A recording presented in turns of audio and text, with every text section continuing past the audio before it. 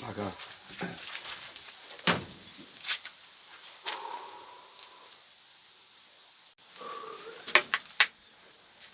Nóng quá.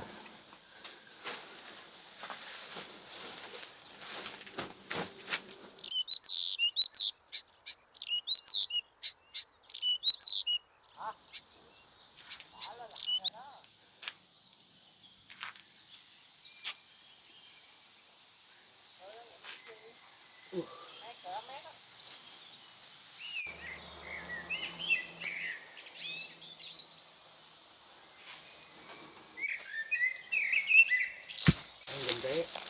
Trong kinh tế chú.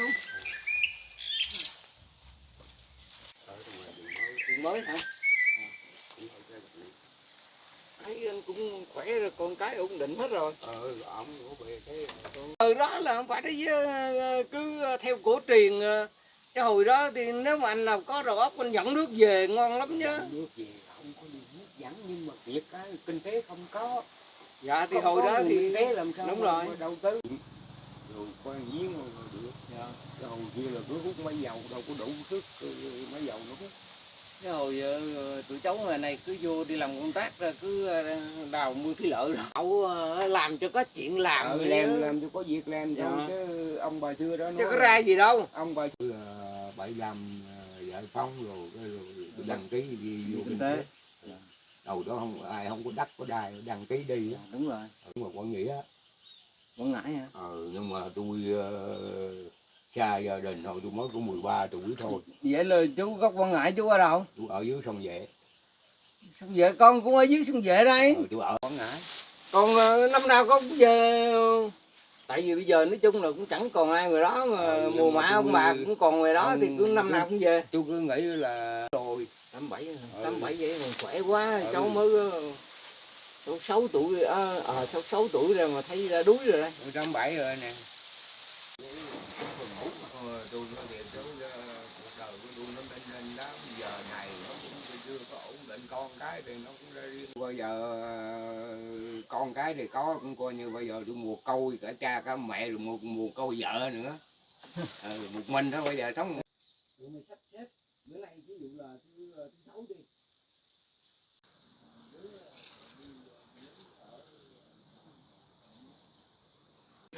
Chỉ có cái đồng tiền là nó cái hiện tại thôi.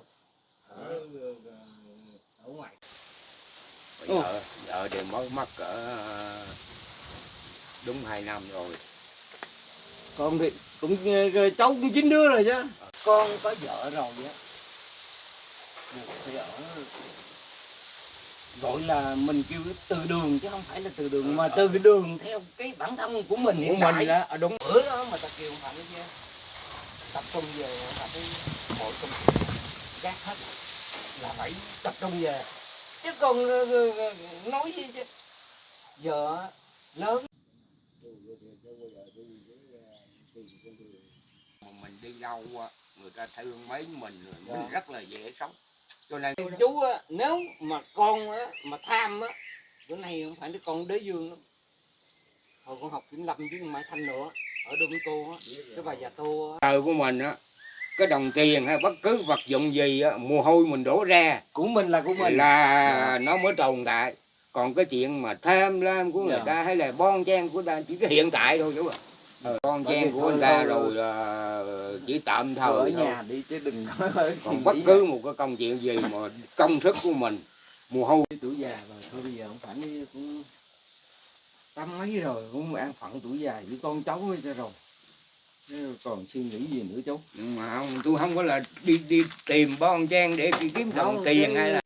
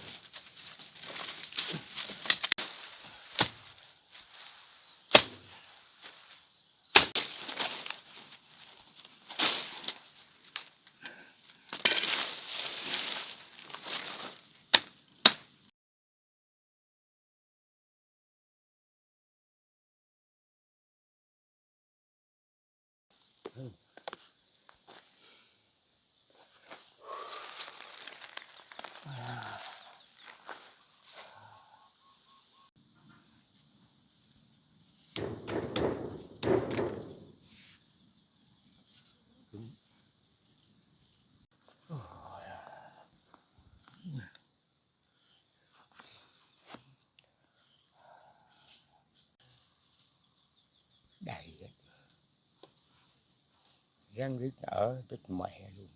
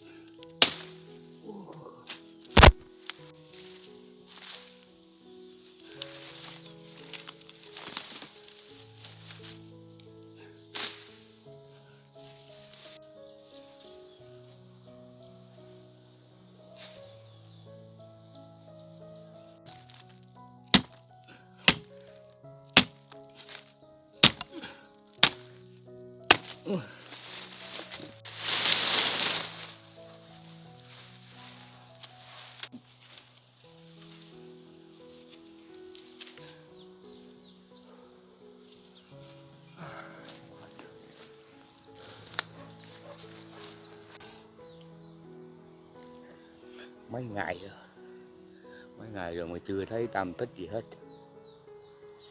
Chắc phải mấy ngày nữa mới xong. Ồ, Hoàng cái dọn ớn chắc phải mấy ngày nữa rồi cố làm cho nó xong rồi thì kiếm gì làm, ngày kiếm tiền lấy gì ăn đây.